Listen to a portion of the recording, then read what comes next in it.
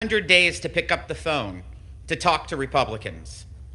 During those 100 days, the case for cutting spending as part of a debt ceiling increase has only grown stronger. We have seen the worst inflation crisis in a generation, the direct result of reckless spending, continue to rob the pocketbooks of working families. We have seen interest rates continue to rise, driving up the cost of purchasing a car, a home, or small business loan. Interest payments on our national debt is $110 billion higher over the first 7 months of this fiscal year than they were over the same time last fiscal year.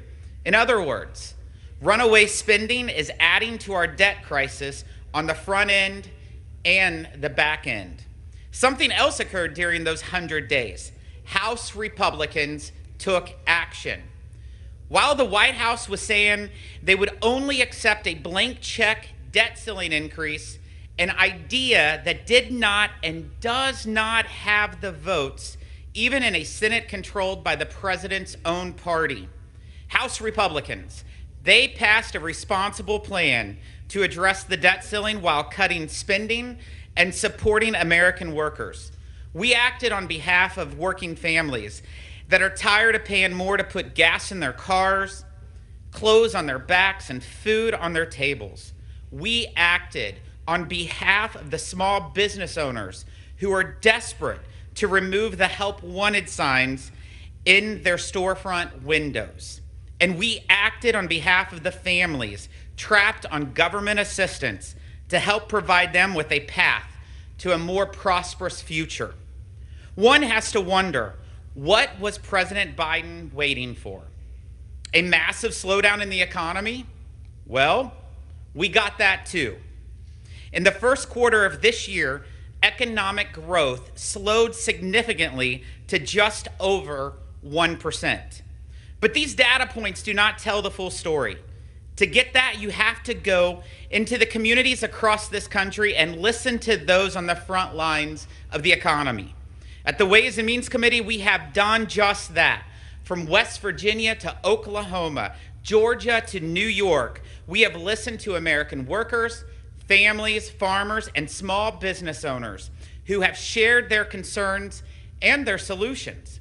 And at the heart of so much of what we have heard is the simple message: stop spending money we do not have on policies that do not work.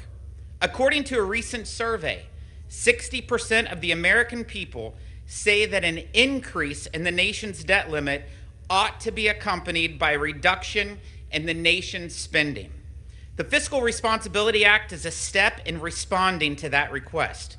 It does much of what Republicans said we would do: put a check on Washington spending, claw back the pandemic-era funding that everyone should agree is no longer needed, take a bite out of the IRS's recent $80 billion pay raise, severely dampen the regulatory administrative state, and lift more Americans out of poverty through common sense work requirements for those who can work. Does this bill do everything folks might want? No, but I'm reminded of a quote by Thomas Jefferson, where he said in part, "The ground of liberty is to be gained by inches," that we must be content to secure what we can get from time to time and eternally press forward for what is yet to get. This bill keeps alive the precedent that was set decades ago and has been upheld by Republicans and Democrats alike. Even President Biden, when he was a senator and when he was vice president. And that is, when it comes to addressing the nation's debt limit, Congress and the White House need to come to the table to also help address the nation's debt crisis. I reserve the balance of my time. Gentleman reserves. The gentleman from Massachusetts, Mr. Neal, is recognized. Thank you, Mr. Speaker. Mr. Speaker, I yield myself as much time as I might consume. And let me point out, as the chairman noted, the chairman said that he didn't have the whole story. So we intend to spend the next hour filling in the rest of the story. We are here tonight because of a reckless position that was adopted by the majority that was prepared to take this nation to the precipice of default. And thank goodness for Joe Biden's legislative skill, we will not go over the edge. We will preserve the full faith and credit of the United States. Just think of what was being proposed here. Risk as the dollar, as the international currency? Do people have any idea what the treasuries play in terms of international transactions?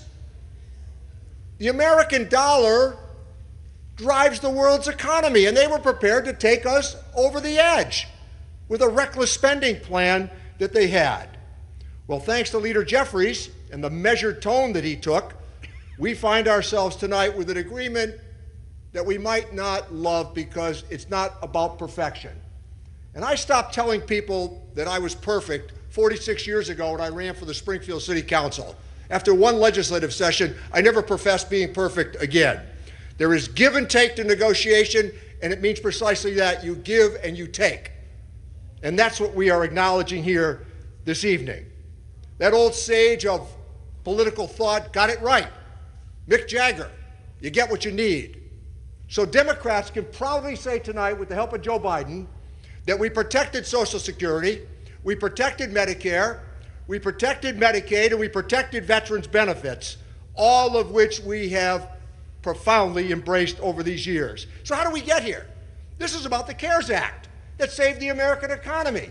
22 million jobs gone, now 22 million jobs returned, and 9.5 million jobs going unanswered. This was a manufactured crisis that brings us to this evening. The president's experienced leadership in the face of a divided government in this body is 1/2 of 1/3 of the federal government. We still have a ways to go, but let's talk about why the bill ran up. So the CARES Act. Republicans voted for more defense spending. Republicans, some of whom voted for the CHIPS Act and some of whom voted for the infrastructure bill.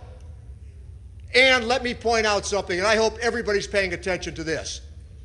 In December of 2017, Republicans borrowed $2.3 trillion to provide a tax cut to the wealthiest among us. You know what the great irony of that is? Even the wealthy wouldn't say they were asking for that tax cut. That's how we got here. Their Default on America Act, in an effort to balance the budget on hardworking Americans' backs, tonight will be compromised. They targeted food security and health care while ignoring tax loopholes. And do you think around here we might someday close one tax loophole? The tax bill that we put out was well received everywhere, and it was pro-growth in nature. But let me also point out something else by historic record this evening. Republicans are always in favor, Mr. Speaker, of balancing the budget when there's a Democratic president. That's the reality of it.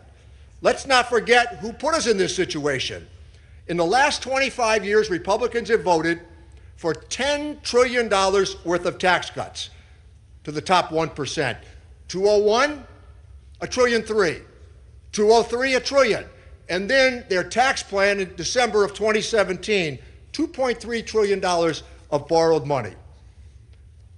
They wanted to take the American economy hostage, and Joe Biden and Leader Jeffries and the Democratic caucus pushed back to make sure that the position that we have tonight, which we overwhelmingly intend to support, is reasonable policy achieved because of the hard-nosed negotiating of President Biden and Leader Jeffries. And with that, I reserve the balance of my time. Gentleman reserves. Gentleman from Missouri is recognized.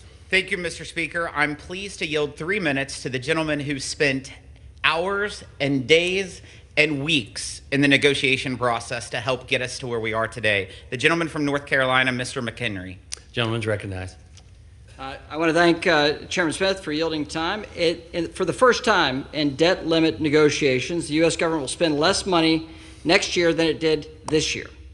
This rates is one of the largest deficit reduction bills in American history.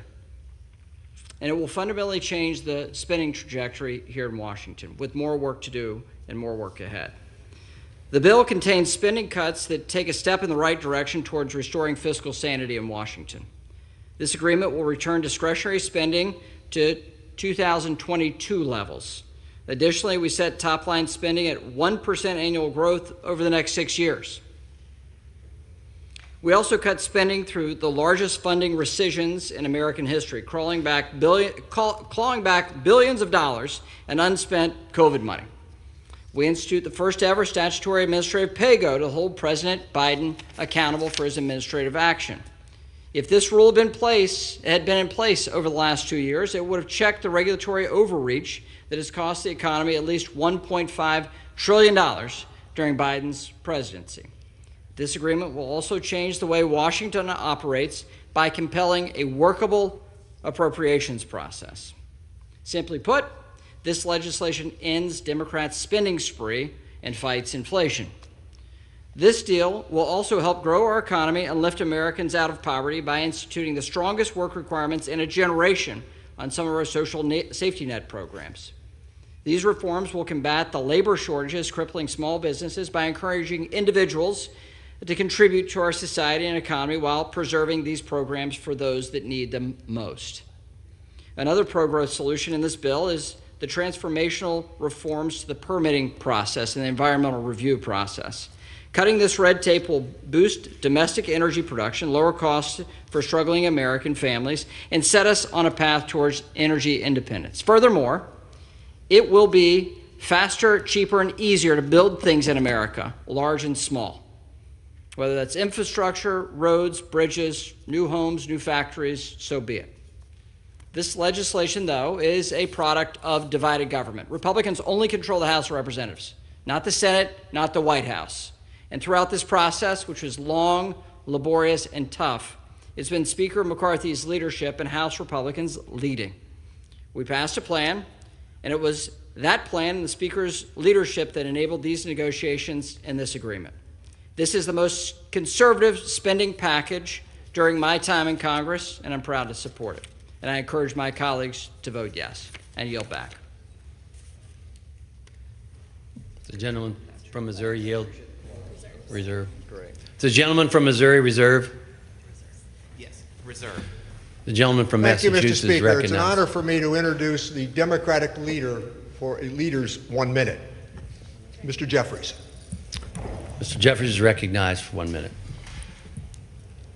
I thank the distinguished gentleman from the Commonwealth of Massachusetts for yielding, and I thank Mr. Neal for his tremendous, steadfast leadership in this moment of crisis that was manufactured by extreme MAGA Republicans on the other side of the aisle. I thank the distinguished members of the Ways and Means Committee. I thank House Democrats for your steady hand, for your unity of purpose, for your efforts to make sure that we push back the extreme MAGA Republican efforts to jam right-wing cuts down the throats of the American people that would have undermined the health, the safety, and the economic well-being of everyday Americans.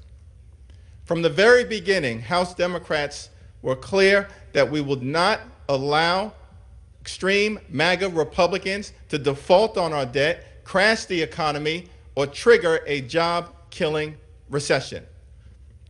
Under the leadership of President Joe Biden, Democrats kept our promise. And we will continue to do what is necessary to put people over politics. The question that remains right now is, what will the House Republican majority do? It appears that you may have lost control of the floor of the House of Representatives. Earlier today, 29 House Republicans voted to default on our nation's debt and against an agreement that you negotiated. It's an extraordinary act that indicates just the nature of the extremism that is out of control on the other side of the aisle. Extreme MAGA Republicans attempted to take control of the House floor. Democrats took it back for the American people. And we will continue to do what is necessary under the leadership of President Joe Biden to build an economy that works for everyday Americans and push back against the extremism on the other side of the aisle. Under the Trump administration, Democrats helped the former president, avoid a default, raise the debt ceiling 3 times without gamesmanship, partisanship, or brinksmanship, because Democrats put people over politics. Even though we strongly disagreed with your reckless policies, as Chairman Neal eloquently outlined. 2017, you passed the GOP tax scam, where 83% of the benefits went to the wealthiest 1% here in America, and caused our nation to go $2 trillion in debt to subsidize the lifestyles of the wealthy, the well-off, and the well-connected. Did nothing to lift up the economy for everyday Americans. And that's been the case with your so-called tax cuts under Ronald Reagan, and that was the case under George W. Bush. Failed policy, trickle-down economics that has come to mean only one thing for everyday Americans. You may get a trickle, but you're guaranteed to stay down. The policies have failed. And yet, despite that failure, despite the fact that you went $2 trillion into debt to pass your GOP tax scam, House Democrats were there to make sure that America did not default. We were there then, and we are there today to put people over politics.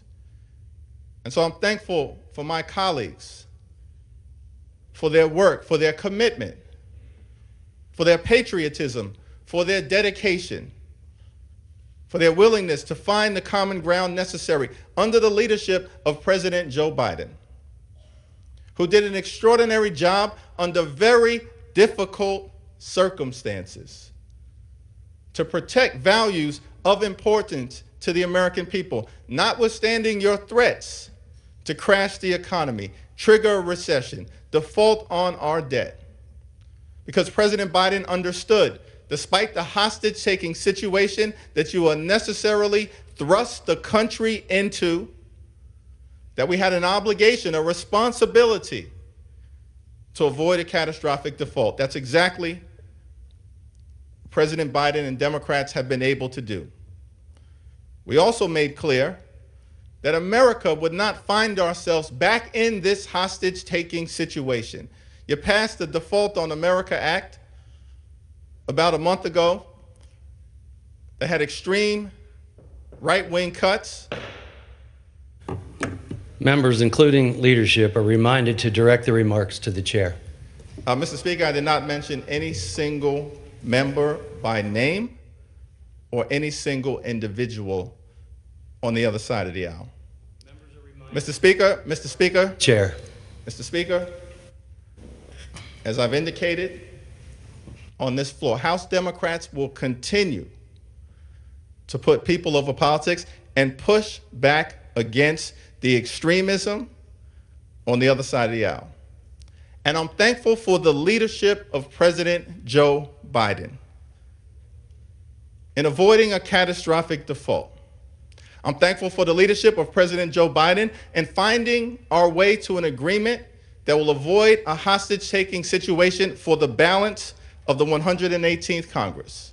And I'm thankful for the leadership of President Joe Biden and House Democrats, who protected Social Security, protected Medicare, protected Medicaid, protected veterans benefits, protected education, protected public safety, and protected the American people from the draconian 22% across the board cuts that House Republicans were trying to visit on everyday Americans.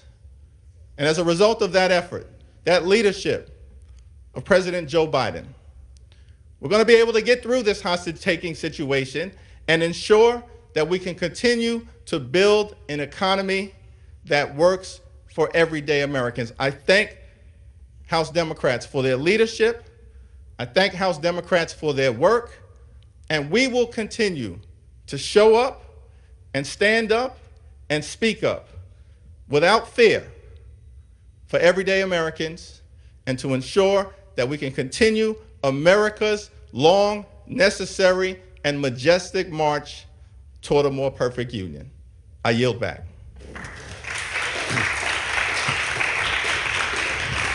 Does the gentleman from Massachusetts reserve?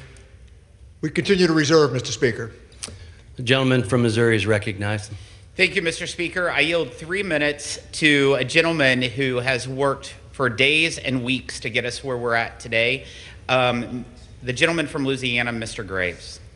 Gentleman's recognized. Thank you, Mr. Speaker. Mr. Chairman, thank you for yielding. I want to explain why we're in the situation that we're in today.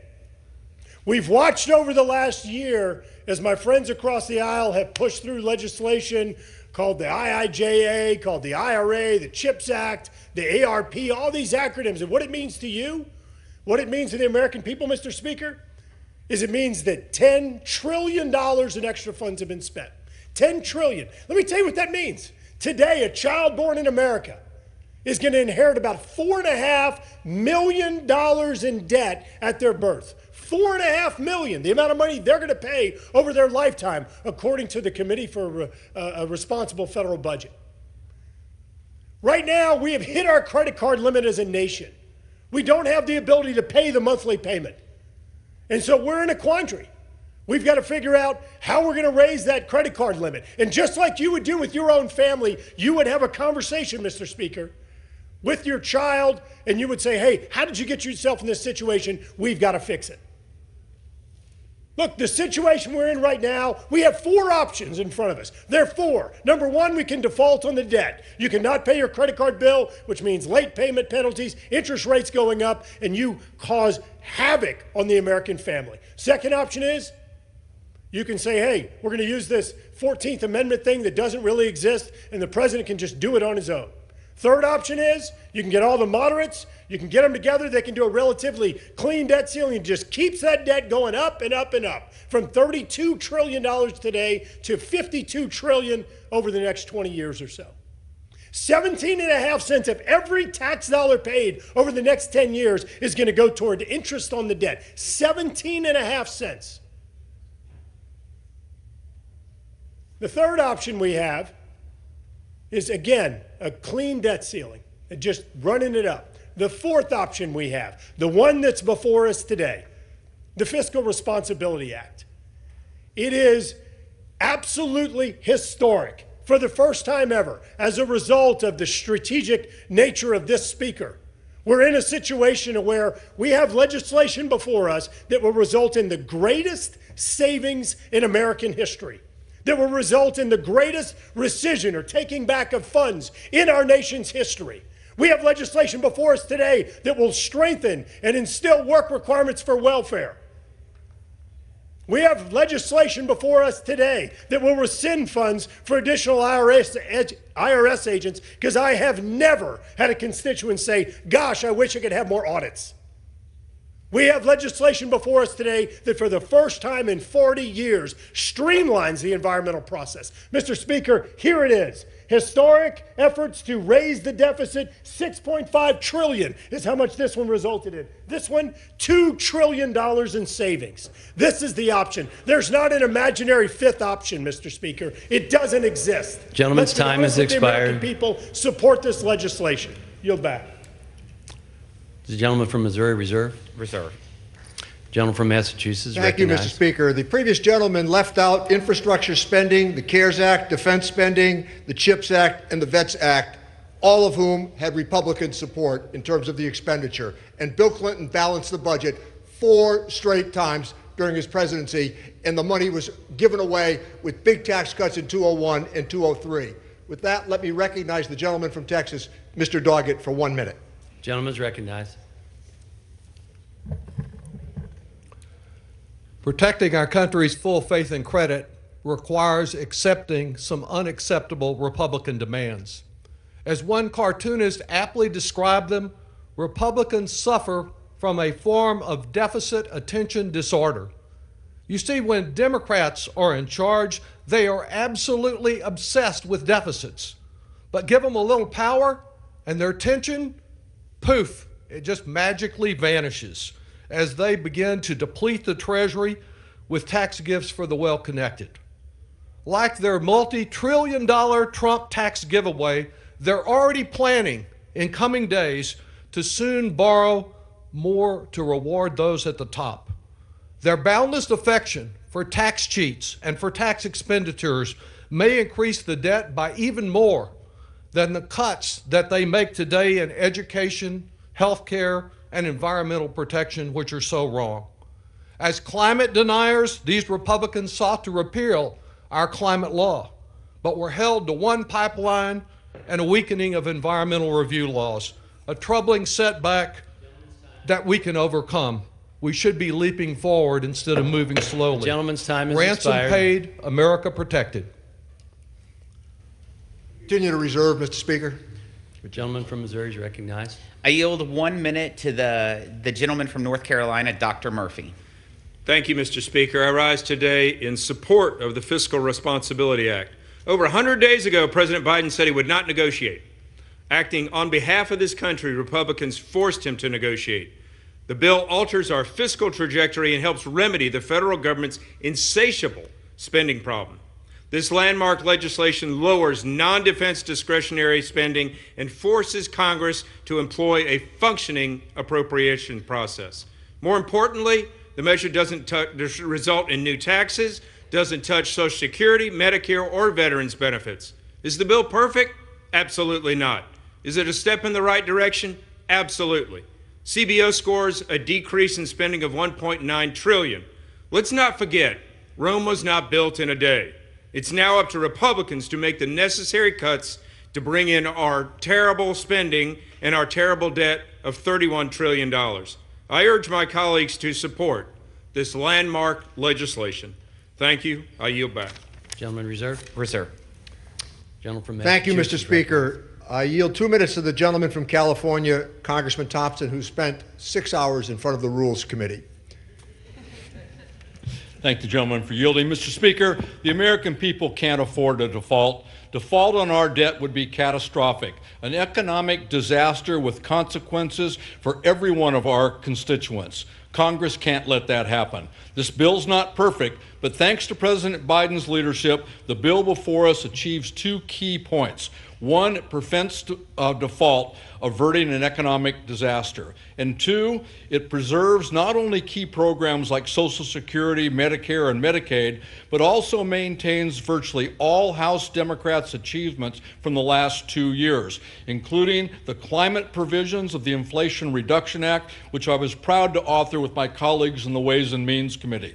Despite where Republicans started, the President has negotiated legislation that protects Medicaid and the Inflation Reduction Act, the CHIPS Act, the PACT Act, which provides for veterans' health care. Now, I share some of my colleagues' concerns with the bill. I'm particularly opposed to the Republicans' demand to cut mental health care. After climate change, mental health is the single biggest crisis in our country. There is no reason to cut critical funding for mental health. And their cuts to the IRS will not decrease the deficit, it will increase the deficit. A fully funded IRS is in everyone's best interest. Overall, this legislation is a compromise, which is what the American people expect and deserve from a divided government. And most important, it averts the catastrophe of a default. I urge my colleagues to support this bill, and I yield back the balance of my time. We continue to reserve, Mr. Speaker. Gentleman from Missouri is recognized. I yield 1 minute to the gentleman from Utah, Mr. Moore. Thank you, Mr. Speaker. When I ran for Congress, I ran on the promise that I would use my position to reverse Washington's debt culture. In my first term, I was in the minority party. And after 2 years of voting against Democrat spending proposals, I finally today get the opportunity to vote yes on a comprehensive and thoughtful piece of legislation that will serve as the most significant spending cut in American history. Does this bill achieve everything that I want? No, of course not. That's the reality, but my support is a significant step forward, reversing our ballooning national debt. The Fiscal Responsibility Act allows us to cut spending by $2.1 trillion over the next decade. It's the largest deficit reduction ever. And in my first time in 40 years, we will be able to address our permitting process, to be able to address our energy sector and transportation projects from crippling regulations. This act represents the beginning of what is to come as Republicans govern in a responsible, productive manner. We fought hard to get this agreement and blew through Democrats' red lines over and over again. This isn't over. We can responsibly govern, and success today will bring more success in the future. I look forward to casting my vote yes, and I yield back. Reserve. Gentleman reserves. Gentleman from Massachusetts is Thank you, Mr. recognized. Speaker. It's an honor for me to introduce for 1 minute the gentleman from Connecticut and my neighbor, Mr. Larson. Gentleman is recognized. Thank you, Mr. Speaker. 3 times President Biden has had to deal with the Republican manufactured default crisis around raising the debt ceiling. Since 1960, Congress has dealt with the debt ceiling 78 times. And during the Trump administration alone, it raised the debt ceiling 3 times without holding the American economy and its people hostage. President Biden is to be commended for being the adult in the room and providing the leadership to prevent a catastrophic default that hurts the U.S. standing in the global economy and Americans here at home. That does not excuse the behavior of the Republican majority in the House who seek to normalize hostage-taking in an effort to hurt programs that serve our people the most. Thank you, President Biden, for protecting Social Security, Medicare, and veterans benefits. The trust the American people place in you has been validated again. Reserve. Continue to reserve, Mr. Speaker. Thank you. Gentleman from Missouri is recognized. I yield 1 minute to the gentleman from Nebraska, Mr. Smith. Thank you, Mr. Speaker. I rise to support this legislation. The debt ceiling is one of the best pathways to address debt and deficits. In addition to immediate spending cuts and future spending caps, this bill includes provisions to prevent IRS from auditing families and small businesses and helps get Americans back to work. My bill with Representative Steele to rescind IRS funding was partially put into this bill, and even though we passed the entire bill by a majority in January, parts of it are in this bill, and House Republicans continue to work to protect every family and small business from IRS overreach. This bill also modernizes TANF work requirements and ends the scheme of states sending small dollar checks to people who are already working to artificially raise their TANF work rates. These changes will focus TANF dollars on those who need it the most and will push states to do more to connect work-capable adults with the 9.6 million job openings we have across our economy right now. We have more to do to get our work done and our fiscal house in order. We need to ensure our economy always rewards hard work, and this bill is a great start. I yield back. Expired. I reserve. Gentleman from Thank you, Massachusetts Mr. is Speaker. recognized. It's an honor for me to yield 1 minute to one of the most accomplished speakers of the House in the history of America, the gentlelady from California, Ms. Pelosi. Gentlelady is recognized. Thank you, Mr. Speaker. I thank the gentleman for yielding and for his leadership, and that Mr. Boyd, the chair of our Budget Committee, as well. Mr. Speaker, I associate myself with the great remarks of our distinguished leader, Mr. Hakeem Jeffries, who spoke earlier and captured so much of what is so important here today. Mr. Speaker, our Constitution makes perfectly clear the validity of the public debt of the United States shall not be questioned.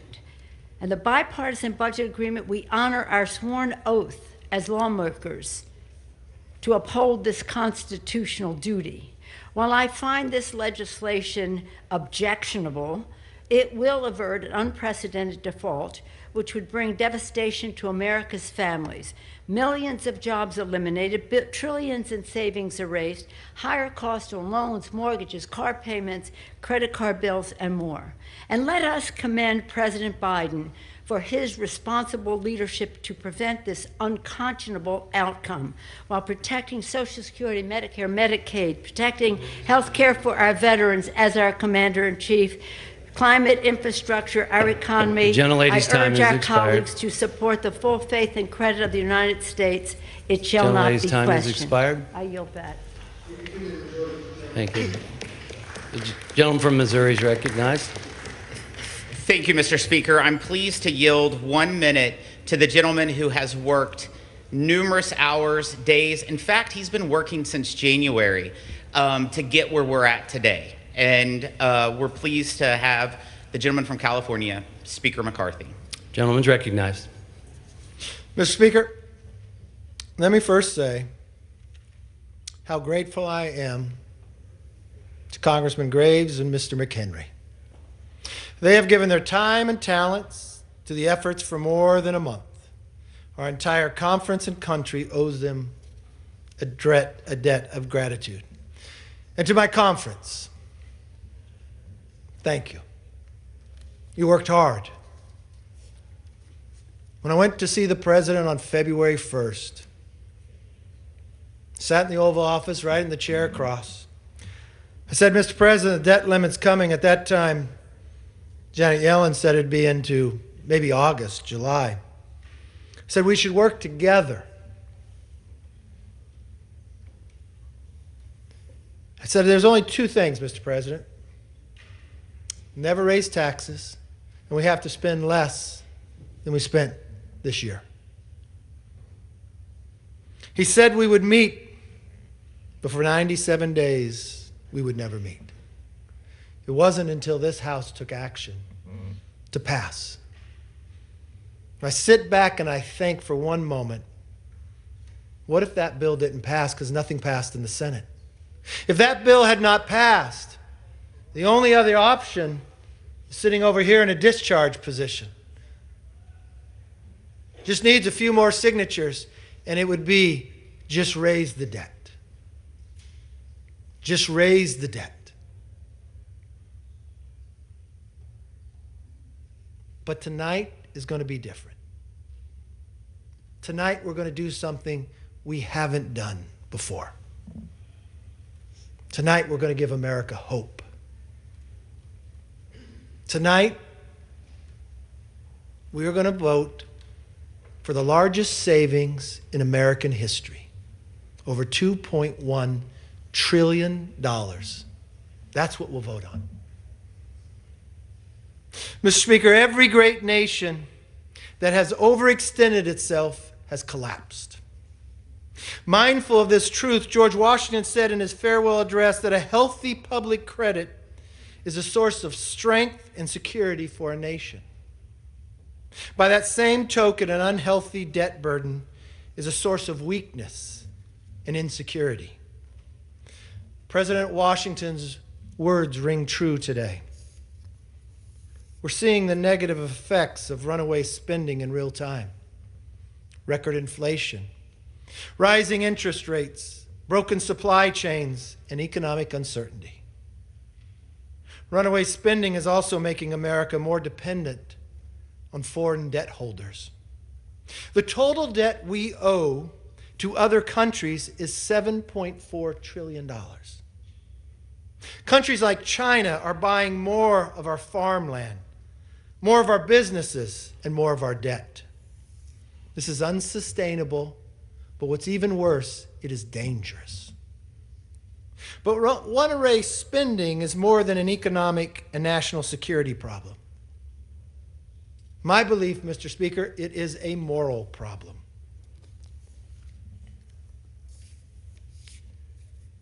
Mr. Speaker, this is Haley. Haley was born at 9:58 a.m. on April 11th of this year. She weighed 6 pounds and 7 ounces. Her blue eyes, she got that from her dad. That button nose, she got that from her mom.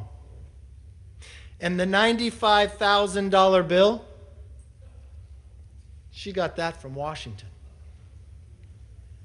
Not a very good gift for a newborn. That's Haley's portion of the national debt.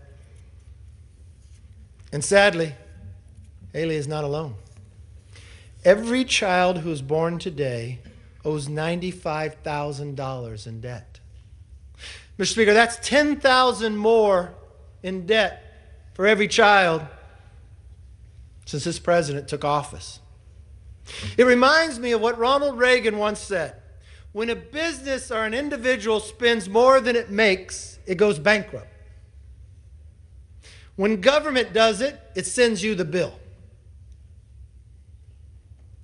Mr. Speaker, to continue Washington's spending addiction is both irresponsible and just wrong. So let's stop it. I'll be honest, tonight's bill doesn't stop it. But for the first time, we begin to turn the ship. This shouldn't be our last. It shouldn't even be a debate.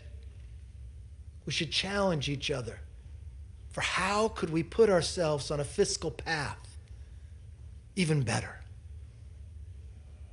For months, President Biden and Senator Schumer were adamant that they would not negotiate spending cuts. Mr. Speaker, I remember watching Senator Schumer on George Stephanopoulos one Sunday. He said, just watch. We're going to break them. The Republicans can't get together. They can't pass a bill. And it's going to be a clean debt ceiling. You just watch. The only person that didn't pass the bill was the person who made that quote. They demanded a clean debt limit, which really means they spend more and you just pay more in taxes. House Republicans said no. Over the past 4 months, we fought hard to change how Washington works. We stopped the Democrats from writing a blank check for more spending after the largest spending binge in American history.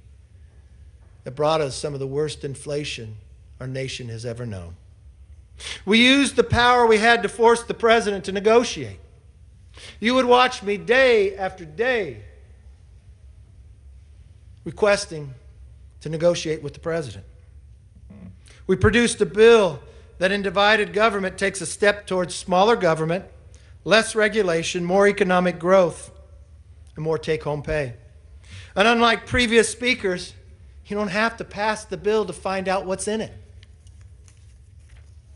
You had 72 hours to read it, and it's only 99 pages. 15 of those pages were just rescissions. Just money that we had spent that sat there. Here's the bottom line, Mr. Speaker. The Fiscal Responsibility Act is the biggest spending cut in American history. I, for one, Mr. Speaker, don't want to be on the wrong side of history. Yeah, I could say, I'm going to vote no because there's something not in the bill. If I took that philosophy, I would never vote yes. I simply read the bills in front of me and decide, is this good for the country? I would say that answer is easily yes.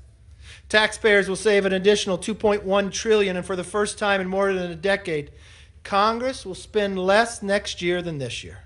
In fact, Fiscal Responsibility Act is the only bill that reduces overall spending, reduces non-defense spending, and reduces the deficit unlike any other debt limit increase in recent history.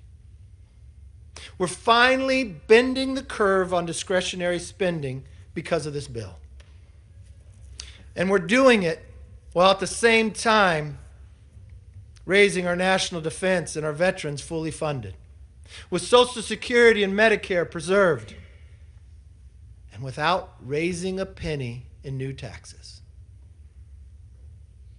That is a major victory. And Mr. Speaker, it's only part of the story. Tens of billions of dollars in unspent COVID funds will be clawed back for the taxpayers because of this bill's spending rescissions, the largest in American history.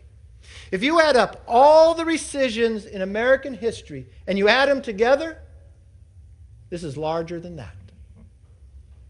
I think it's only common sense that if the pandemic is over, but the billions of dollars have not been spent, why would you spend them now if the pandemic's over?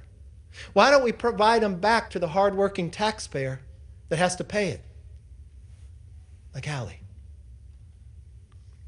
And Mr. Speaker, just listen to some of the programs we're slashing. $400 million from the CDC's Global Health Fund. Don't get worried, because that's not going to help you. That's your hardworking taxpayer money being spent to countries like China. I guess that's to help China be able to buy our bonds, and we'll pay for their health care. I'd rather focus on America. Or what about work-capable adults without dependents? They're going to get a job, they're going to learn new skills, and they're going to earn a paycheck because of this bill's new welfare reforms. These reforms are going to change people's lives. When you vote on this bill today, somebody's going to have a better job tomorrow because of your vote. Families will be stronger and more self-sufficient. People will be lifted out of poverty. Don't believe anyone who says our plan hurts America's social safety net. We are such a generous nation. And when people fall on tough times, we help them. That will not change. But this is an important assistance programs are supposed to be temporary, not permanent. A hand up, not a handout. A bridge to independence, not a barrier. If you also vote for this bill tonight, new roads, new bridges, and highways and pipelines, they're going to be built sooner and faster because of this bill's permitting reform. Mr. Speaker, I know that is a bipartisan view. We talk about it all the time. We see it in our homes. We get frustrated that you'll vote for a transportation bill. You'll serve 10 years in the Congress, and once you leave, the person who followed you 6 years later will be at the groundbreaking because we spent all that time studying.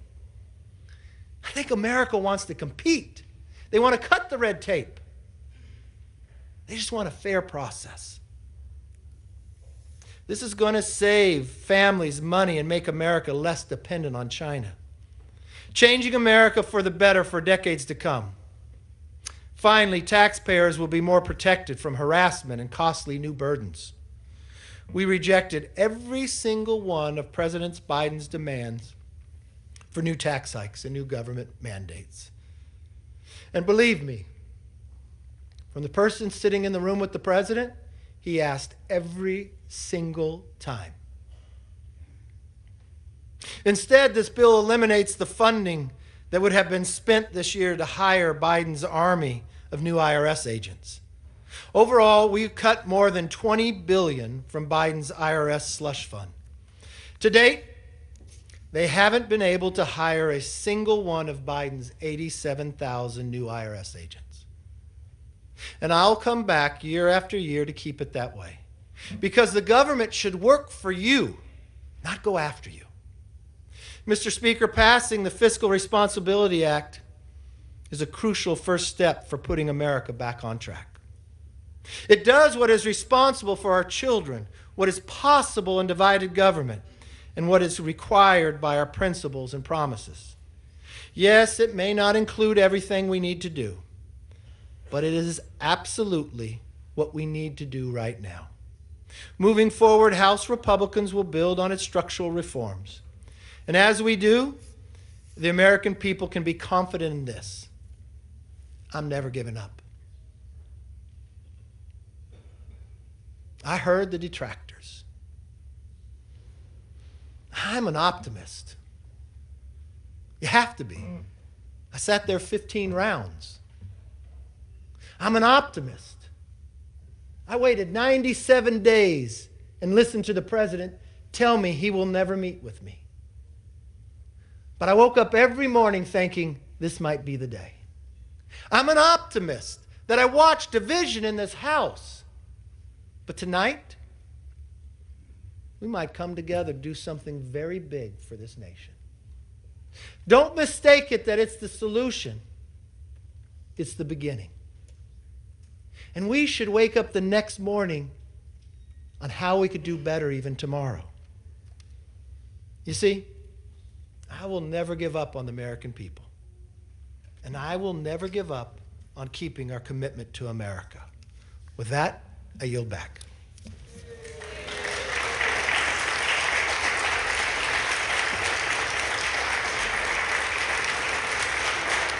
Does the gentleman from Missouri reserve?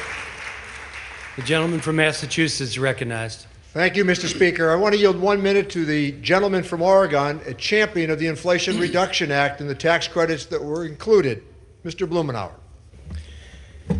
Thank you, Mr. Speaker. It's amazing how the Republicans can make political drama appear smaller than life. Major questions with extremists are reduced to parody and political theater. We may have averted catastrophe, but it doesn't mean there was not a real cost to America. We should commit to never again allow such political hostage-taking. Instead, led the foundation for using the clear language of the 14th Amendment to avoid the debt ceiling altogether.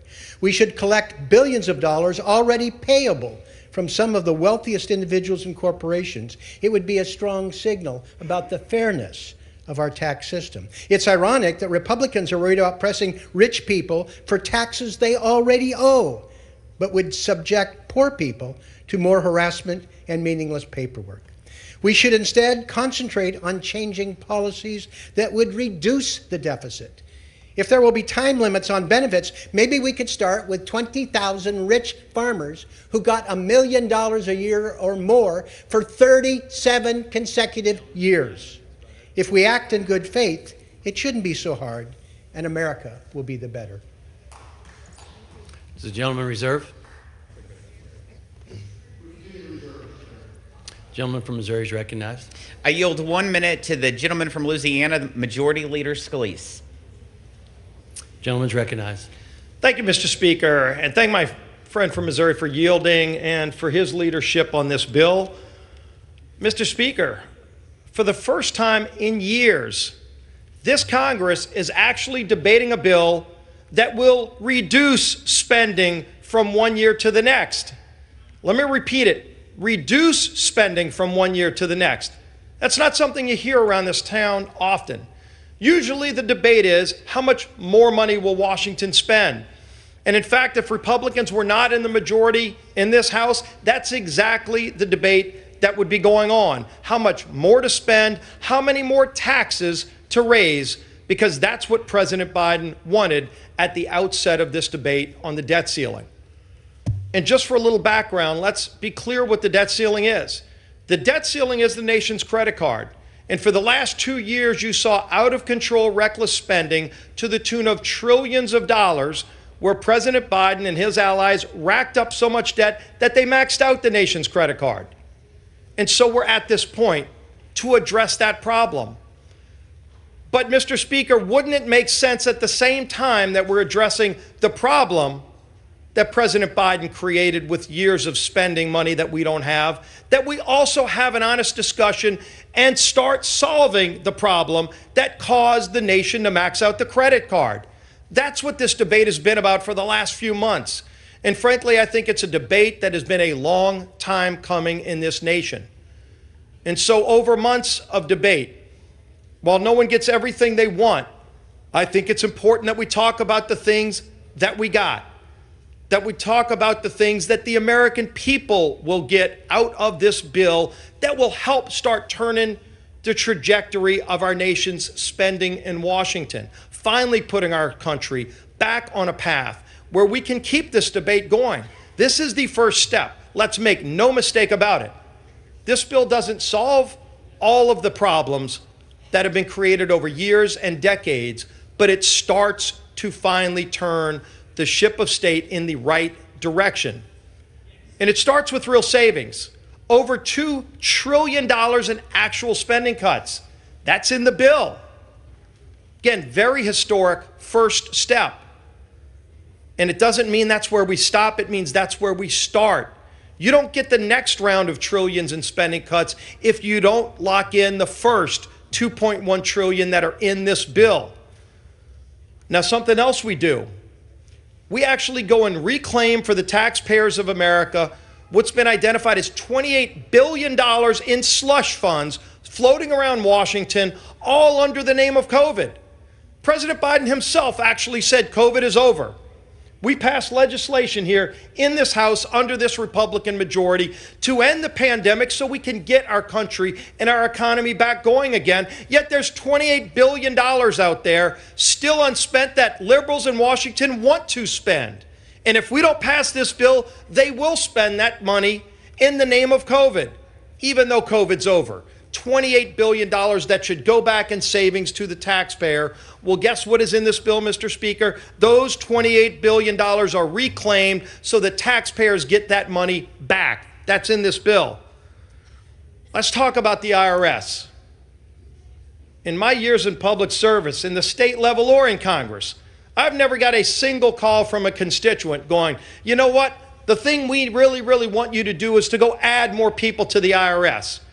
Yet President Biden, for some reason, decided he wanted to more than double the size of the IRS, to go from about 80,000 people to add not up to 87,000, but to add an additional 87,000 people. And even according to the Congressional Budget Office, they confirmed that it would break President Biden's promise. You heard it over and over again. If you make less than $400,000 a year, don't worry, you won't pay any more in new taxes. Well, maybe they're redefining what lower income means, because if you're making less than $100,000, according to the CBO, those new IRS agents will be going after you, lower income family workers, the single mom that's working 2 jobs at a restaurant. That's who they'll be going after. And so we step in and say, no, we've got to end that madness. Over $1 billion in cuts to the IRS to stop them from doing just that. Let's talk about another big area of savings. You know, a lot of people take out loans, a loan to buy their first home. I know that's harder today under the Biden economy because interest rates are so high because of the out-of-control spending in Washington that this bill finally starts to address. So hopefully interest rates can go down. So hopefully families can afford to buy their first home again. But there's something else that people do. Usually the first loan a lot of people take out is a student loan. I know I did when I was a student. I signed the document, and it helped me get through college. I also worked my way through college. But when I graduated, there was never a day where I thought somebody else, some single mom working 2 jobs, ought to pay that loan back instead of me. I paid those loans back, and most Americans have done that. About 13% of the American people take out student loans. Yet for some reason, the president decided that he thinks all Americans, 100% of American taxpayers, should pay the student loans of the 13% that don't want to pay them back. Is that fair? Does anybody think that's fair to all of those people who are working hard, barely getting by in a tough economy? And so what we do is we actually start those loan payments back. That's $60 billion in savings just this year, in the first year, so that people don't have to carry the burden for something that somebody else said they would do. This is America. We make our choices. If you want to take out a loan, you should have that ability, but you shouldn't then expect somebody else to go pay it for you. Let's get back to the values that made this country so great. We put real permitting reforms in place, something we haven't seen in decades. Anybody that's trying to build anything in America, if you're trying to build a factory, if you're trying to maybe add on to your farm, if you've got a barn and you want to add on to it, they find a puddle in the back and under waters of the U.S., next thing you know, you got 5 different federal agencies where groups are suing to stop you from getting that permit, even though you've done everything right, you followed all the rules. So we finally fixed that. We create a one-stop shop, so that if you're trying to get a permit, if you're playing by the rules, somebody else can't go game the system to try to kill your project by going to one agency and you spend 2 years fighting that lawsuit, you win that one, the next day they file another lawsuit with another agency and another, and next thing you know, it's 10 years later and you just give up and walk away. It happens all the time in America. By having a one-stop shop, but we also put shot clocks on the unelected bureaucrats. Because you know what, Mr. Speaker, if a federal agency tells you that you have to get them some information back, they don't say, hey, get it to us whenever you want it. They give you a deadline, and it's usually pretty soon. And if you don't meet that deadline, you don't get your permit. But if you get them all the information, you might wait 6 months, a year, or longer to hear back from the federal agency. These are people that work for the taxpayers of America. Shouldn't they have the same requirements and a shot clock on them that they put on you, the American people paying their salaries? That's in this bill. And finally, Mr. Speaker, real work requirements. I don't think there's ever been a time in America where there are more jobs that are open, people looking for workers. You can go to a restaurant if you want to take your family out for a nice dinner, and you're seeing a third of the table's empty, yet they're not seating anybody because they don't have enough workers. Why is that? Because the federal government is paying millions of people right now not to work. Think about that. In America, where everybody's looking for workers, the federal government is borrowing money from countries like China to pay people not to work. This is insanity. And for all the people out there that are working, they're paying that freight. Why don't we say for people who are able-bodied, who are able to get back into the workforce, there's a social safety net for people who run on hard times. But if you just choose to sit at home and turn down jobs, that's your prerogative as American. Don't ask somebody who's working 2 jobs to pay for you to sit at home and turn down work. And by putting work requirements back in place, something Joe Biden himself voted for as a senator, you also strengthen Social Security and Medicare, 2 programs that are going bust under President Biden's runaway spending that we shore up in this bill, actually strengthening those programs that are so important to the people who paid in for it. There's more work to be done, absolutely. And we will get to work tomorrow working on the next round of things we need to do to keep getting this country back on track. But we never get there if we don't start with the first step. That's what we're doing here tonight. That's why we need to get this bill passed and then go work on the next reforms we've got to do to continue strengthening this great nation, the United States of America. I urge passage, and I yield back the balance of my time. Gentleman yields. I reserve. Reserve. Gentleman from Massachusetts. Thank you, Mr. recognized. Speaker. The distinguished majority leader failed to mention that we raised the national debt 3 times during Donald Trump's presidency. He failed to point out that $8.7 trillion was added to the national debt during Donald Trump's presidency. With that, let me yield 1 minute to the distinguished gentleman, a productive member of the Ways and Means Committee, Mr. Pasquarello. Gentleman is recognized.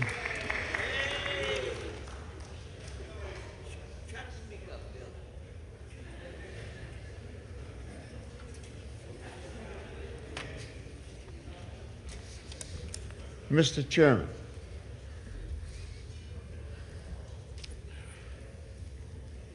the only problem is our tax system is broken, and you don't want to talk about it. We made strides to fix this problem with an historic IRS investment. The IRS is coming after you. I saw those commercials. You're better than that, guys and gals. You're better than that. No one's putting an army together. But we want to make sure everybody pays their fair share. What in God's name is wrong with that? And that's what we're talking about. And if you look at the IRS estimates of those people who are getting away with murder, that's what the average American knows about, thinks about, but does little talking about, because he figures he can't do anything about it. Gentleman's time has expired. Gentleman's time has expired. I'm sorry?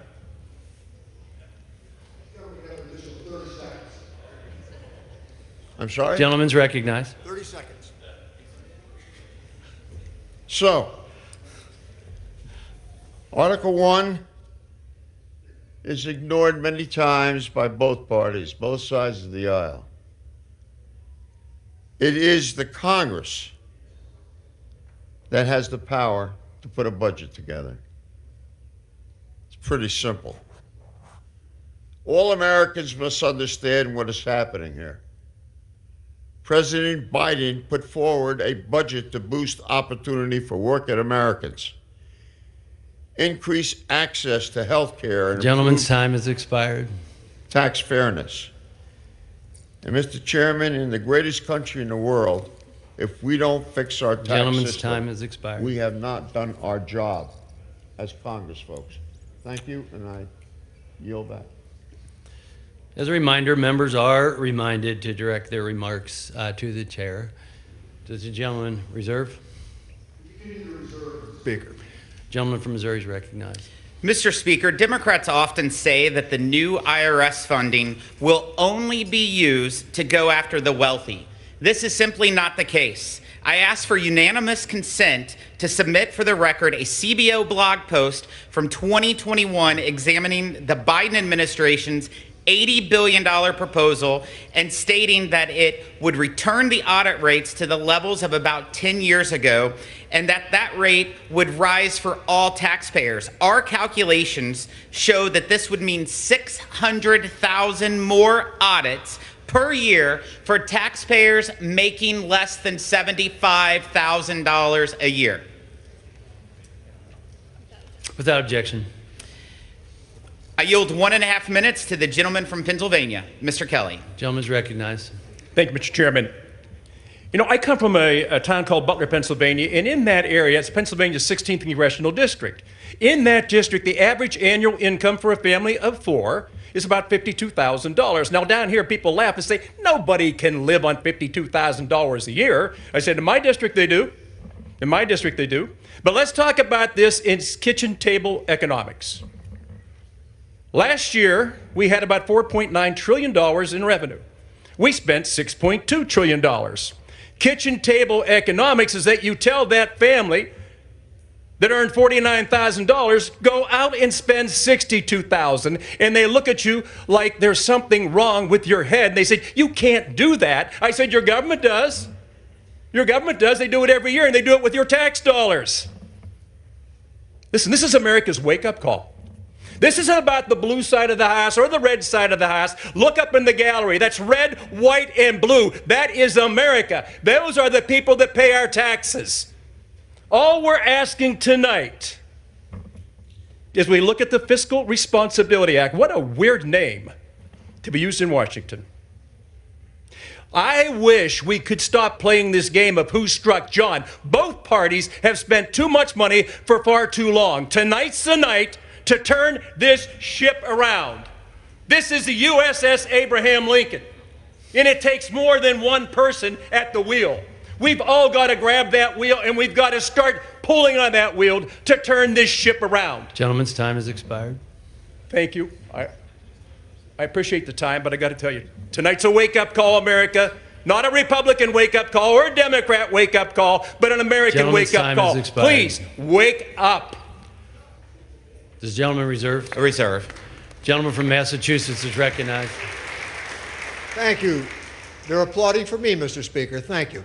Mr. Speaker, with that, I'd like to recognize the distinguished gentleman, member of the Ways and Means Committee from Illinois, Mr. Davis, for 1 minute. Gentleman's recognized. Thank you, Mr. Speaker. I commend President Biden, Leader Jefferson, all of our negotiators for the great work they've done to keep us from defaulting on our debts. This agreement protects critical funding for children and families, and especially am I pleased with the protections for homeless youth in school, foster children who've aged out of care, and veterans in need of health services. It protects Medicare, Medicaid, Social Security. This bill protects historic investments in clean energy. It also protects the 40 million student loan borrowers under President Biden's student loan relief plan, and it provides relief for some of my concerns about SNAP and work benefits and work requirements in TANF. I still have some serious concerns about how it affects the environment and responds to climate control issues. The bill is not everything I wanted, but it does give us an opportunity to pay our debt and protect the good work we've done during the first term of President Biden. Gentleman's time has expired. Thank you, Mr. Speaker, and yield back. Is the gentleman reserved? We continue to reserve, Mr. Speaker. Gentleman from Missouri is recognized. Thank you, Mr. Speaker. I yield 2 minutes to the gentleman from Texas, the Budget Chairman, Mr. Arrington. Gentleman's recognized. Thank you, Mr. Speaker. As I have repeatedly warned, the fiscal state of our nation is in decline. Our financial health is rapidly deteriorating, and our national debt is unsustainable. And by the way, both parties bear some blame. But one thing is for sure, Mr. Speaker, we didn't get here overnight, and we won't get out of this mess with just one piece of legislation. Here's my admonition to my colleagues. This can't just be a one-off deal. It must be the beginning of a movement to restore fiscal sanity in our nation's capital. We must end the era of big government funded on the backs of our children and change the culture in Washington to continuously and repeatedly rein in our out-of-control deficit spending. But today, there's only one deal on the table and only one question for me and my colleagues to answer. Do the biggest cuts to the wasteful and bloated bureaucracy, record rescissions of federal funds, and reforms to welfare and environmental regulations constitute a meaningful step in the right direction? Mr. Speaker, the answer is unequivocally yes. As I've said all along, we will pay our bills, we will protect the good faith and credit of the United States, but we will not give politicians a blank check to bankrupt our country. The American people gave Republicans the majority in the House to stop our Democrat colleagues' unbridled spending and reverse Biden's failed economic policies, and I believe the Fiscal Responsibility Act is certainly a good start, which is why I support this piece of legislation, and I urge my colleagues to do the same, and I yield back. Gentleman yields. Is the gentleman reserve? Reserve. Gentleman. Thank you, Mr. Speaker. Let me Massachusetts. recognize the gentlelady from Alabama, a very capable member of the Ways and Means Committee, Ms. Sewell, for 1 minute. Gentlelady is recognized. Mr. Speaker, I rise in support of the bipartisan budget agreement in order to protect Medicare, Medicaid, and Social Security while also preventing a devastating default on our debt. To be clear, this bill is far from perfect, but it prevents a default. It prevents future efforts to hold this nation hostage for the rest of the 118th Congress, and it prevents cruel Republican cuts. This budget agreement that President Biden negotiated funding for education, health care, veterans benefits, Medicare, Medicaid, and Social Security. Most importantly, it prevents Republicans from forcing a devastating default that would kill countless jobs in my district and destroy our economy. Mr. Speaker, I join in expressing my frustration with the crisis that my Republican colleagues have manufactured. The American people deserve better than a Republican majority that chooses to govern crisis by crisis. Let's lift this debt ceiling and get on with the people's business in the people's house. Thank you, and I yield back the balance of my time. Gentleman from Massachusetts reserves. We continue to reserve, Mr. Speaker. Gentleman Massachusetts reserves. Gentleman from Missouri is recognized. Thank you, Mr. Speaker. I yield 1.5 minutes to the gentleman from Pennsylvania, Mr. Smucker. Gentleman from Pennsylvania is recognized for 1.5 minutes. Thank you, Mr. Speaker, and I thank the chairman for yielding. Mr. Speaker, I rise today in support of the Fiscal Responsibility Act. How could I not support a bill that claws back billions in unspent COVID funds, a bill that cuts trillions in Biden's out-of-control spending, a bill that caps spending levels for years to come, and a bill that enacts work requirements to bring more Americans back into the workforce, lift households out of poverty by connecting them with the best anti-poverty job program, a good job. And most importantly, this bill begins. It's a start to put our nation on a better fiscal trajectory. Our debt to GDP today is at the highest level ever since the end of World War II. If we do nothing to curb spending, our federal debt will be double our GDP by 2050.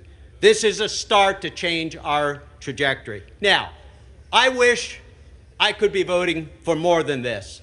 I liked our original bill a heck of a lot better. But fact is, the president and the Democrats who control the Senate fought hard to maintain their spending addiction. Given that we only control the House, I'm very pleased with all that is in this bill. It's most definitely an improvement over existing law, and I'm disappointed that some of my colleagues don't see that. This bill will give our creditors the confidence that we can govern by putting us on a better path. It's a step in the right direction, and I'm proud to support it. Gentleman from Missouri reserves. Reserves. Gentleman from Massachusetts is recognized. Thank you, Mr. Speaker. There isn't anybody in this chamber who believes that Republicans will abide by a cap on defense spending in the next year.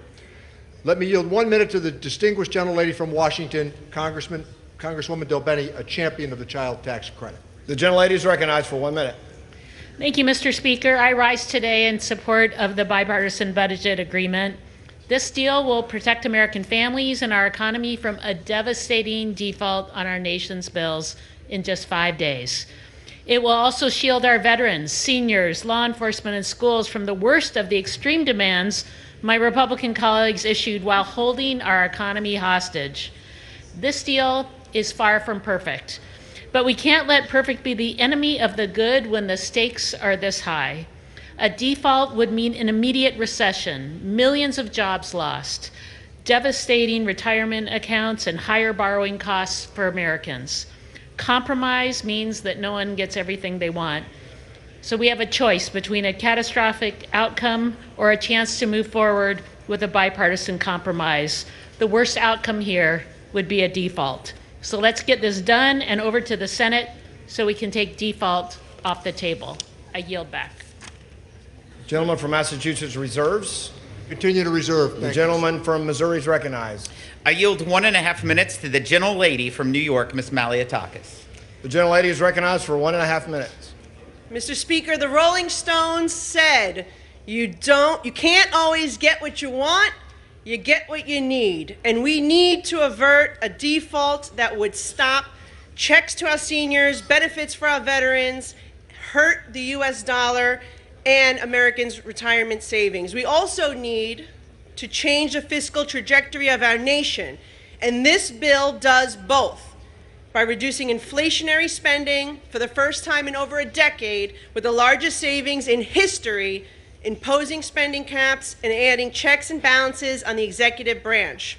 We started from a place where the President and the Senate refused to negotiate, and we ended with conservative wins. That includes stopping Biden's plan to hire additional IRS agents this year, clawing back unused COVID funds, expanding work requirements to reduce dependency on public benefits, and cutting costly red tape that slows down critical infrastructure projects. While no deal is perfect, this is only the beginning, and we cannot allow the perfect to be the enemy of the good. Republicans under the leadership of Speaker McCarthy have restored balance to government. We've put an end to the Democrats' massive inflationary spending sprees, and we will continue to fight for the American taxpayers as we proceed in this process to stop reckless policies that fuel inflation. I yield back. Gentleman from Missouri reserves. Reserves. The House will come to order. Thank you, Mr. Speaker, for order. Will members take their conversations off the floor? The House will come to order. Thank you. The gentleman from Massachusetts is recognized. Thank you, Mr. Speaker. A very capable woman, a member of the Ways and Means Committee, is the gentlelady from Wisconsin, Congresswoman Moore, for 1 minute. Gentlelady is recognized for 1 minute. Thank you so much. Republicans claim that they just had to threaten the economic well-being of every American man, woman, and child because of the $31 trillion debt was too high. Well, hypocrisy thou hast to name, GOP, because what they insisted on, their red line, was not financial at all. It was to double down on the so-called work requirements. Thank God the White House negotiations pushed back on the worst of these changes in TANF that would have saved $6 million over 10 years. No, speaker after speaker has insisted on denying food to poor, old women who are primarily black and brown. You know, it seems like the pound of flesh that you get is more delicious than having savings. But just wait. Before the ink is dry on this bill, you will be pushing for $3.5 trillion in business tax cuts. Watch my word. You heard it here first. I yield back. Gentleman from Massachusetts reserves. Gentleman from Massachusetts reserves. Continue to reserve, Mr. Speaker. The gentleman from Missouri is recognized. I yield 1 minute to the gentleman from Pennsylvania, Mr. Muser. Gentleman from Pennsylvania is recognized for 1 minute. Thank you, Mr. Speaker. I thank the chairman very much. Mr. Speaker, while the Fiscal Responsibility Act is not perfect, and God knows we need serious corrections, but there are at least 10 conservative American provisions in this bill that will benefit our economy and advance a higher level of fiscal responsibility. And let's be honest, this is the most conservative bill that can pass with a Biden White House and a Schumer Senate. The Fiscal Responsibility Act stops the excessive spending, stops the bleeding, and adds to our workforce with work requirements.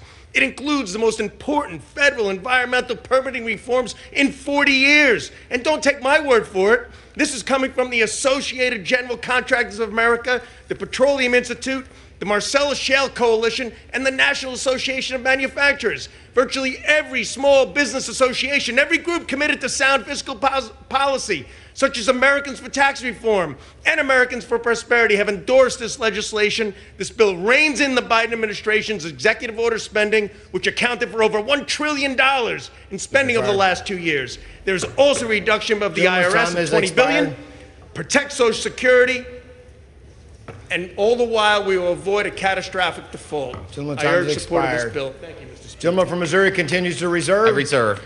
Gentleman from Massachusetts is recognized. Thank you, Mr. Speaker. I yield 1 minute to the gentleman from Michigan, Congressman Kildee, whose voice and health have been returned. Amen to that. The gentleman from Michigan is recognized for 1 minute. Thank you, Mr. Speaker, and thank you to my friend, the ranking member, for that.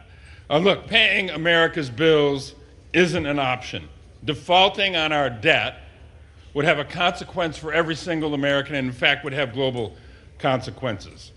It would increase every family's costs, eliminate millions of jobs, threaten the retirement security of seniors and families all across this country. Let me be clear, we shouldn't be in this position. We shouldn't be close to default. It's a manufactured crisis. The House Republican majority created this crisis because they didn't have the will to submit their ideas to the legislative process, rather holding us all hostage to exact this price, to exact this legislation, when we could have simply gone through the legislative process of making decisions about the priorities for this country. They have the majority on the Appropriations Committee, on the Ways and Means Committee, on the Budget Committee. They ought not fear the argument over these issues. We need to make sure that we accept the fact that we've come to a compromise that protects Medicare, Medicaid, protects the American people from catastrophic default. I urge my colleagues to support this legislation. Gentleman's time has expired. Gentleman from Massachusetts reserves. Gentleman from Missouri is recognized. I yield 1 minute to the gentleman from California, Mr. McClintock. Gentleman from California, are recognized for 1 minute. Thank you. Mr. Speaker, this is the first time in my 15 years in Congress that I've voted to increase the debt limit. I do so today because this measure places real constraints on future spending, more than $2 trillion. That makes this bill the most important victory for fiscal conservatism in more than a decade. The debt is but a symptom of the central problem: reckless spending. Once we've spent $1, there are only 3 ways to pay for it: taxes, inflation, or debt. It's the spending stupid. We've got a long way to go. But until the American people have had enough and replaced the President and the Senate majority, this is a remarkable step forward. And the many pro-growth provisions in the bill provide the most potent antidote to debt: economic expansion. Defeating this bill would create a financial and political panic that will quickly forfeit the many hard-won reforms that are in this bill. We cannot let that happen. Gentleman from Missouri reserves. Reserves. Gentleman from Massachusetts is recognized. I yield 1 minute to the very capable gentleman from Virginia, a member of the Ways and Means Committee, Congressman Beyer. Gentleman is recognized for 1 minute. Thank you, Mr. Speaker. Mr. Speaker, I rise in support of this imperfect bill. Look, I would much rather have voted for a clean debt limit increase, as we did 3 times under the previous president. And I do believe it's profoundly wrong. The Republicans chose to hold our economy hostage, using the American people as leverage to demand concessions, and it was unnecessary. We're in a divided House. They have all the leverage they need to negotiate this through the regular appropriations process. You know, our values sometimes overlap, but they don't here when they want to protect the wealthiest tax cheats, and we just want everyone to pay their fair share.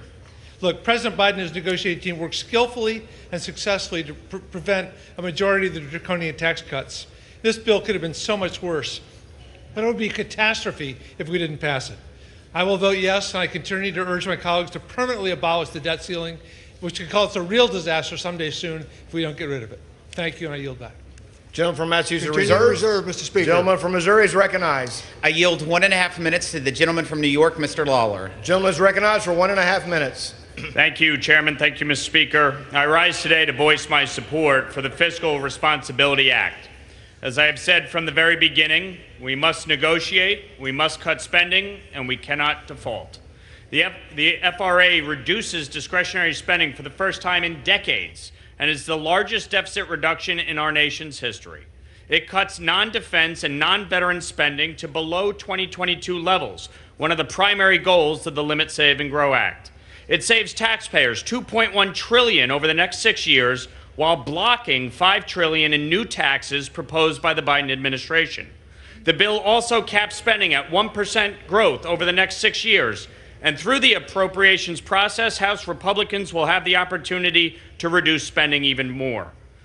That will help us take on the Biden administration's reckless spending head-on, crack down on record inflation, and get our economy on the right track.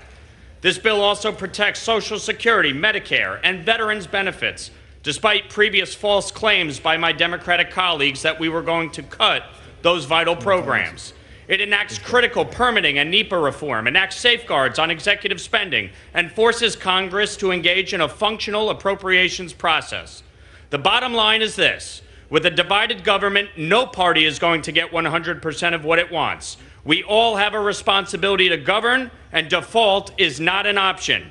The Fiscal Responsibility Act puts us on the path to fiscal sanity, protects our commitments to veterans and seniors, and raises the debt ceiling so we will not time default. has expired. That's a bill we should all support, and I will vote aye. Gentleman from Missouri reserves. Reserve. Gentleman from Massachusetts is Thank you, recognized. Mr. Speaker. Pleased to yield 1 minute to the very capable gentleman from Philadelphia, Pennsylvania, Congressman Evans. Mr. Speaker, Gentleman is recognized for 1 minute. Mr. Speaker, this bill is far from perfect. However, the full faith and credit of the United States is at risk, and we cannot let Republicans drive us to default. Defaulting on the national debt would disrupt Social Security benefits for 92,000 households in my congressional district. I will not stand by and let harm come to our nation, seniors and people disabled. I urge my colleagues not to draw out this debt crisis and instead return to our focus of lowering the cost for working families. I yield back, Mr. Speaker. Massachusetts reserves. Gentleman from Missouri is recognized. Mr. Speaker, I reserve. I'm sorry? I reserve. Gentleman from Missouri reserves. Thank you, Mr. Speaker. We have a breakdown of the time.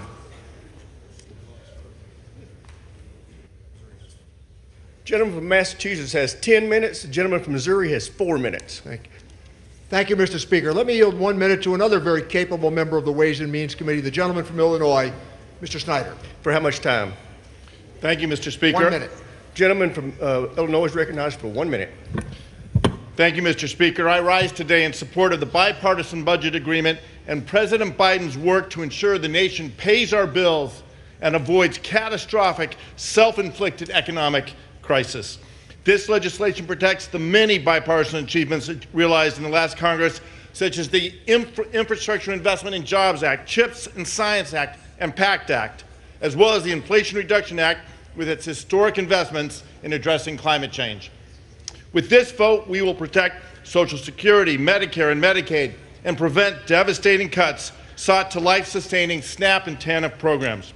With this vote, we will keep America moving forward to meet the challenges ahead of us. Compromise requires give and take, and both sides make difficult concessions to achieve this agreement. This is the result of bipartisan deal-making, and I look forward to holding up the President's side of this bargain. I hope this is a learning moment and we can avoid future political brinksmanship. I urge all my colleagues to put the American people over politics and support this important bill. Thank you, Mr. Speaker. I yield back the balance of my time. Gentleman yields back. Gentleman from Massachusetts reserves. Gentleman from Missouri is recognized. I reserve, Mr. Speaker. Gentleman from Missouri continues to reserve. Gentleman from Massachusetts Thank is you, recognized. Mr. Speaker. Let me yield 1 minute again to a very capable member of the Ways and Means Committee, the gentleman from California, Congressman Panetta, for 1 minute. Gentleman from California is recognized for 1 minute. Thank you, Mr. Speaker. I support the bipartisan budget agreement to raise the debt ceiling. Because if we don't, we will devastate the global markets and undermine the faith of the world's most important financial system, the United States of America. I support a clean raising of the debt ceiling, but elections have consequences. And my colleagues on the other side wanted to use their leverage for concessions. And so, in a divided government, governing means compromise, and it gets us this bill. Legislation that would would raise the debt ceiling until 2025. 2, the bill would stop the drastic cuts desired by the Republicans, and it would protect Social Security, Medicare, and Medicaid. And although it limits SNAP for certain ages, it expands those types of benefits for veterans and our homeless. And finally, we protect the historic legislation that we passed last Congress to invest in our infrastructure, our manufacturing, reduce our drug costs, and care for veterans. And part of this bill even furthers our transition to clean energy. So I will vote for this bill, but we have a lot more to do if we want to get serious about reducing our debt and deficit. But that only begins when we stop governing by crisis and start governing by leadership. Thank you, Mr. Speaker. I yield back. Gentleman from Massachusetts continues reserved. Gentleman from Missouri. I yield 1 minute to the gentleman from Texas, Mr. Pfluger. Gentleman from Texas is recognized for 1 minute. Thank you, Mr. Speaker. I rise today on behalf of my district, most important energy district in the country, and on behalf of American energy independence, and on behalf of all Americans who are searching for a reasonable solution to a looming crisis. There are approximately right now 229 major fossil fuel projects in the United States currently awaiting permit approval. A recent study found that $157 billion in energy investment was stuck in the NEPA pipeline, and that simply a 2-year NEPA deadline would spur $67 billion in energy investment. Killing energy projects by the bureaucratic red tape nightmare and the slow walking that we've seen is unacceptable. No more. I'm extremely proud of the energy reforms, the NEPA reforms, the EPA reforms in this bill, the first in over 40 years, which will speed up over 200 projects to lower costs for consumers and protect our national security. No, this bill is not perfect, and arguably it shouldn't be. A divided government yields compromise, and it slows the heavy hand of government. But saving $2 trillion, lifting families out of poverty, and defunding IRS agents is worth it. Vote yes for America's energy independence. Gentleman's time's expired. Chair, I recognize the gentleman from Massachusetts. Mr. Speaker, I want to yield 1 minute to the distinguished gentlelady from the Virgin Islands, an alum of the Ways and Means Committee, Congresswoman Plaskett. Gentlelady from the Virgin Islands recognized for 1 minute. Thank you, Mr. Speaker. Through Democrats' leadership, Democrats have protected our hard-earned and historic economic recovery. That team secured an agreement that prevents Republicans from forcing devastating default and rejects their most extreme cuts in the GOP Default in America bill. President Biden's agreement protected Social Security, Medicare, Medicaid, veterans' health care. This was a negotiation with individuals whose prime priority was cutting food assistance and protecting the wealthy. And that was their main priority across the entire negotiation. Fiscal responsibility, their only responsibility was to protect their tax cuts for ultra wealthy that grew the debt to $7 trillion in the first place. The president successfully insisted that this agreement was going to include time limits on SNAP. It needed to include meaningful improvements to SNAP. Republicans protected the wealthy at the feet of the neediest Americans. Gentlelady's time's expired. Democrats understand the needs of the American people and our most vulnerable Americans, as well as the full faith and credit of the American people. Gentlelady's no longer recognized. Gentleman from Massachusetts reserves. Gentleman from Missouri is recognized. Mr. Speaker, I'd like to remind my colleagues that because of the Republican Tax Cut and Jobs Act, the bottom 20% of earners saw their average federal tax rate fall to its lowest level in 40 years. Low and middle income families of 4 saved at least $2,000 on their tax bill each year. I reserve. Gentleman from Missouri continues reserved. Gentleman from Massachusetts. Thank you, Mr. Speaker. Let me recognize the distinguished gentleman from Georgia, the ranking member on the Agricultural Committee, Mr. Scott, for 1 minute. Thank you very much, Chairman. Recognized. Ladies and gentlemen, this is the most historic night. Gentlemen will suspend. The House will be in order. Gentleman needs to be heard. Thank you. Gentleman's recognized. First of all, I want to thank President Biden. President Biden invited me, along with the other leaders, ranking member and chairman of our Agriculture Committee, and they gave me a chance to talk straight to the president about the serious food shortage that's coming to our veterans. Right now, when I told him, and many of you may not know this, but the veterans are living in more insecure food households than anybody else, a 7.4% higher than the general public. And when I told President Biden that, he said, we got to do something about it. And that's when he moved with his energy to be able to take not only the veterans, but SNAP and others off of SNAP work requirements. Gentleman's time's God expired. bless this president for his leadership. Gentleman's time's expired. Chair will remind members that they need to remove their conversations from the floor. The speakers deserve to be heard. Gentleman from Missouri is recognized. Mr. Speaker, I reserve. Gentleman continues to reserve. Gentleman from Massachusetts is recognized. Let me recognize the distinguished gentleman from Indiana, Mr. Mervyn, for 1 minute. Gentleman from Indiana is recognized for 1 minute. Thank you, Mr. Speaker. I ran for Congress to solve problems, and this legislation averts a crisis. A default would jeopardize millions of people with unemployment, increase credit ratings, or increase interest rates, and risk retirees and devastate their 401ks. A default would also jeopardize numerous investments in the American worker in the 117th Congress, including the Infrastructure Investment and Jobs Act.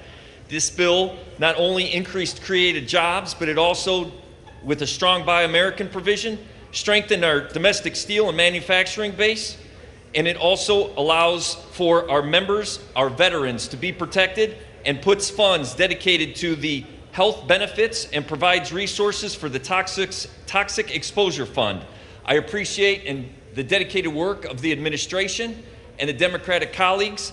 For my neighbor Gretchen, who had anxiety about her 401k, this bill supports the American worker. It supports the American industry, the steel industry, and it also Gentleman's time's expired. Protects the American dream. I'm voting yes. Gentleman from Missouri is recognized. I reserve, Mr. Speaker. Gentleman from Missouri reserves. Gentleman from Massachusetts Mr. Speaker, is could I recognized. inquire as to how much time? Gentleman from Massachusetts has 5 minutes remaining. Okay. Gentleman from Missouri has 2.5 minutes. We're waiting on one speaker, and I'd like to move this along, depending on what the chairman's position is. Prepared to close. We're prepared to close. You're prepared to close? Yes. Not here. We're prepared to close. This gentleman from Massachusetts is recognized for closing. Thank you, Mr. Speaker. I think that this has been an elevating conversation about how we arrived here tonight. Our colleagues on the other side, they voted for the infrastructure bill, they voted for the CHIPS Act, they voted for the CARES Act, they voted for the defense spending increases, and they voted for a tax cut in 2017 that borrowed $2.3 trillion that was added to the national debt. Now, for those who might be paying attention tonight, the national debt is the cumulative effect of deficits. These were annual deficits that were run up. Neither party is responsible for the pandemic. On March 11th of 2020, we were warned what was coming. 20 million jobs evaporated. Tonight, in some measure, because of the leadership of Joe Biden, every one of those jobs has been returned, and 9.5 million jobs go unanswered.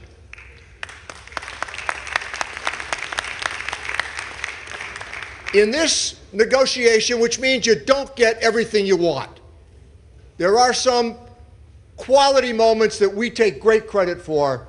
We defended Social Security, despite the fact there were 3 Republican senators who proposed cuts to Social Security.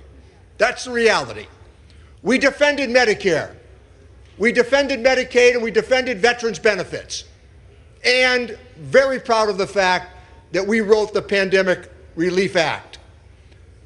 There's a group here tonight, I've been here long enough to know this, they were against this before they were against it. They were against it years ago. Never mind tonight.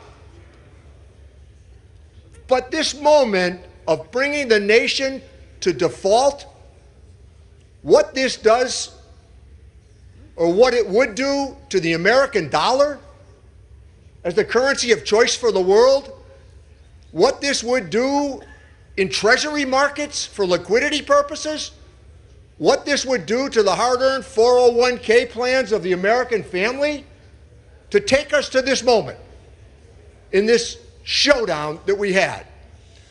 This argument tonight was never about perfection. All 435 members of this House would probably have written a different version of this bill. But in divided government, that's not reality. Now, the last point I want to make is this. In coming days after this righteous debate about balancing the budget, our Republican colleagues are about to offer a massive tax cut. We need to be ready because of the fiscal rectitude that they have offered on this floor tonight. So the corresponding responsibility of all of us is to point out what they intend to do with another tax cut. 201, $1.3 trillion. And by the way, with 2 wars and 2 million more veterans that we need to support. Now, the other reality is back in 2003, another $1 trillion of tax cuts. And the worst one of all, that tax cut in December of 2017, where they borrowed $2.3 trillion for a tax cut that went to the wealthiest among us and had very meager economic growth. So this debate tonight was a good and spirited one because we also have, I think, found a common purpose in passing this legislation. But let's engage this debate going forward. If we want the things that we say they want, we're going to have to pay for them. And that means at some point revisiting these tax cuts that have been put on the table in an arbitrary fashion, and as I noted, with borrowed money. I yield back the balance of my time. The gentleman from Massachusetts yields back the balance of his time. The gentleman from Missouri is recognized. You know, Mr. Speaker, we hear the other side of the aisle over and over talk about the Tax Cut and Jobs Act. Well, let me tell you about the Tax Cut and Jobs Act. Last year, we had record revenue into the United States of $4.9 trillion, which was $900 billion plus more than what Joint Tax and CBO predicted what would happen upon passage of the Tax Cut and Jobs Act. The Tax Cut and Jobs Act delivered for a family of 4 who makes less than $60,000 a year that they pay 0 in federal taxes. Gentlemen will suspend. The House will be in order. Members will remove their conversations from the floor. The gentleman deserves to be heard. The gentleman's recognized. But, Mr. Speaker, let's talk about tax cuts. The other side passed something called the Inflation Reduction Act, and it was tax cuts for their wealthy donors. In fact, the CBO just came out with a new score saying that it cost over $700 billion. But guess what? 90% of your tax credits go to corporations with more than $1 billion in revenues. And it goes to $125 billion to China. That is what your tax cuts did. After years of Washington running in the wrong direction, we have an opportunity to take meaningful steps in the right direction on addressing America's debt crisis. The American people deserve nothing less. They see what inflation caused by reckless spending of the Democrat Party has done to their family budgets, to their retirement security, and to their small business plans. We have the opportunity to end the constant doling out of tax dollars under the guise of COVID relief. We have the opportunity to downsize the $80 billion pay raise that was given to the IRS last year. The IRS does not need a raise. It needs a reckoning. We have the opportunity to support those who can work, to find work and climb out of poverty. We have the opportunity to put some guardrails on the administration so if they are going to spend tax dollars by executive fiat, they have to find savings somewhere else. We have the opportunity and the responsibility to address our debt crisis as we address the debt ceiling. Yield back, Mr. Speaker.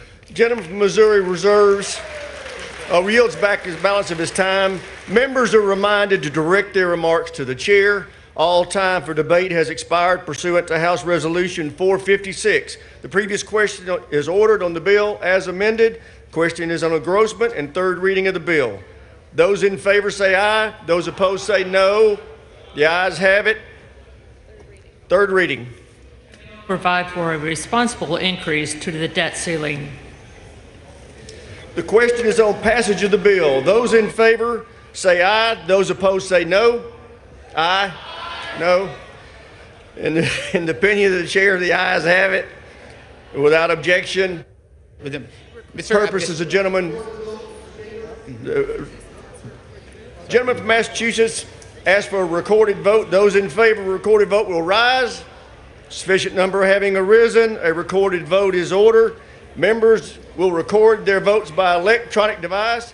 Pursuant to Clause 9 of Rule 20, this 15-minute vote on passage of the bill will be followed by a 5-minute vote on the motion to suspend the rules and pass H.R. 2797. This is a 15-minute vote.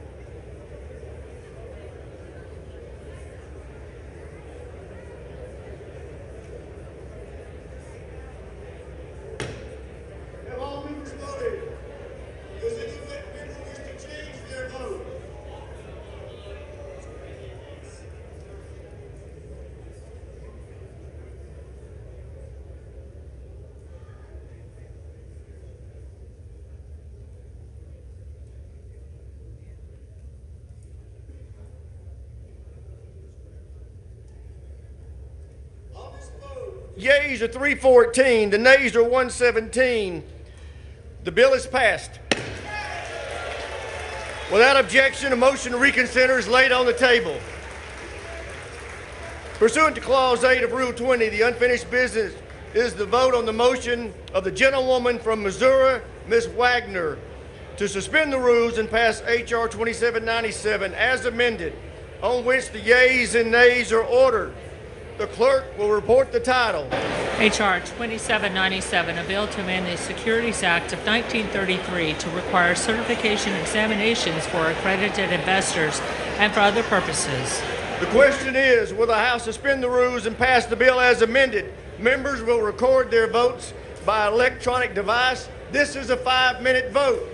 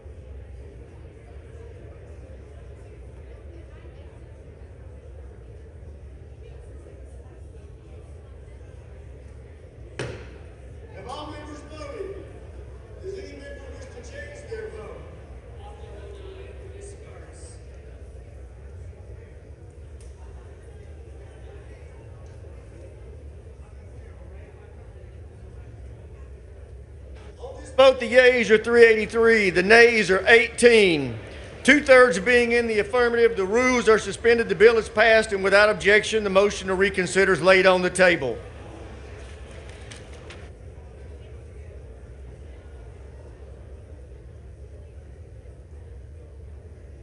Chair lays before the House a communication.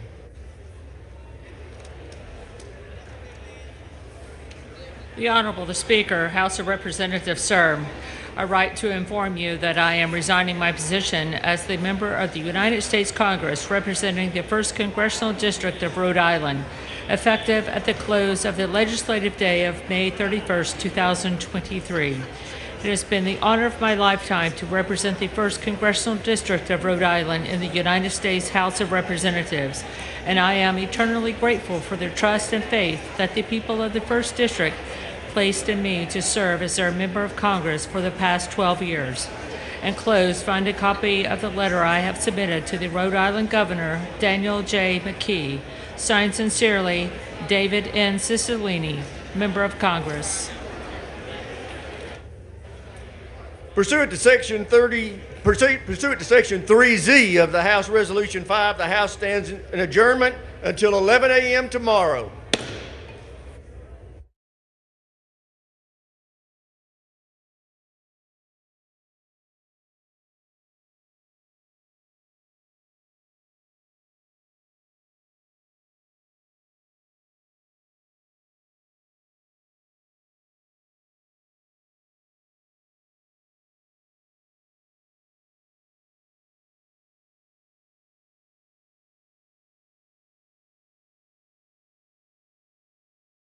A Russian man claiming to hold top-level secrets about Russian advanced bombers has just turned up at the U.S. southern border, seeking asylum. The man claims to have been an engineer at a production facility over in the city of Kazan, and he says that he possesses top-secret information about the White Swan Tu-160, which is the most advanced bomber in the Russian arsenal. U.S. border officials, they interviewed the man, and they determined that his story was in fact credible and eventually passed him off to the FBI, who are still in the process of interrogating him right now. However, analysts have pointed out that the fact that the story was even leaked to the public is an indication that perhaps the American government is encouraging other Russians who also hold top-level secrets to also escape to America. And if you thought that was interesting, well then you should click on that button below this video and check out Epic TV, one of the best no-censorship video platforms on the internet.